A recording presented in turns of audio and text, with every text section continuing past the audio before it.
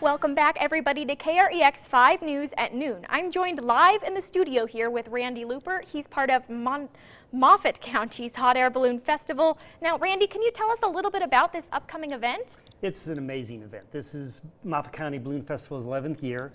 We're up in Craig, over in Loudy Simpson Park on the south side of Craig. We're having over 24 balloons that will fly Friday, Saturday, and Sunday morning, usually taking off at sunrise, which is about 6:30 in the morning. Their flight is usually an hour to an hour and a half. We also have a pancake and burrito breakfast going on at the same time. We are also having an elevated education fun run that's a 5K and a 1 mile run going on starting at 7:30 in the morning.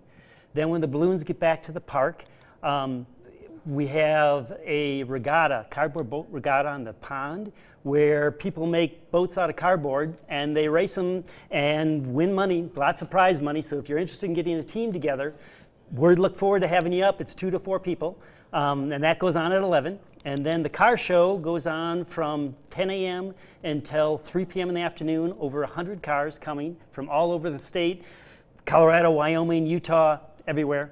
So that's fantastic. We also, at 1 o'clock, we'll have a duck race put on by the Northwest Colorado Health. We have bands, amazing bands. Southside Highway out of Grand Junction, Randy Burkhardt out of Grand Junction. Southside Highway is at 11, Randy Burkhardt is at 1:30.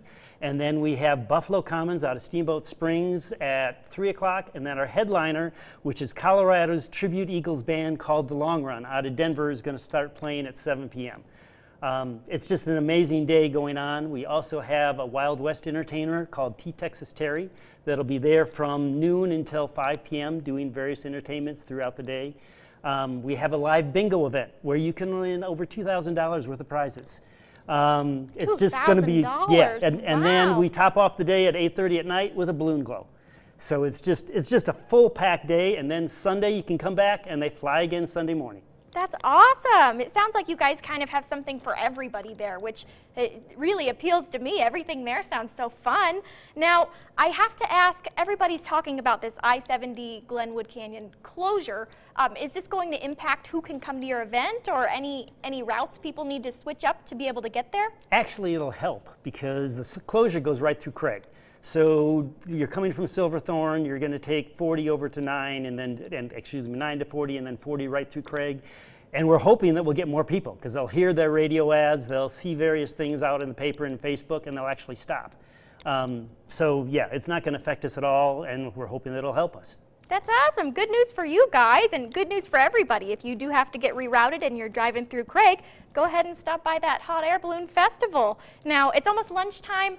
I'm hungry, and the food there sounds incredible. Can you tell me a little bit about the vendors that are going to be there? We have over 15 food vendors and 35 craft vendors. So it's going to be really packed with vendors this year. Food will be anywhere from Mexican to Native American tacos to regular burgers, hot dogs, wide variety of food, and then wide variety of crafts all across. Plus, we also have a bouncy house that's going on all day with 3 or 4 different large 165-foot long slide that WOW Productions is putting on for us. Wow. So that'll be amazing at the same time in that same vendor area. That's awesome. And one more thing people just should look out for. I know you were talking earlier before we came on about the weather and how it might impact these hot air balloons going up. What can people expect if the weather goes south? Weather is a huge factor.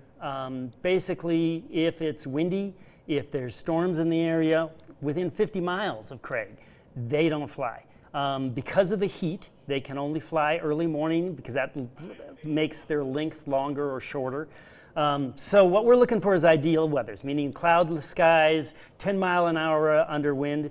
And the other thing to remember is even if it's calm down on the ground, what it's like 1,000 feet in the air is totally different. So what they do is they release a helium balloon, and they watch it to see how fast it goes and what direction it goes, and that helps determine, in addition to radar, whether they fly or not. Well, thank you, Randy, and thank you, everybody, for joining us here for this live studio thing. Keep an eye out on the weather and the road conditions, and be sure to check out this Hot Air Balloon Festival.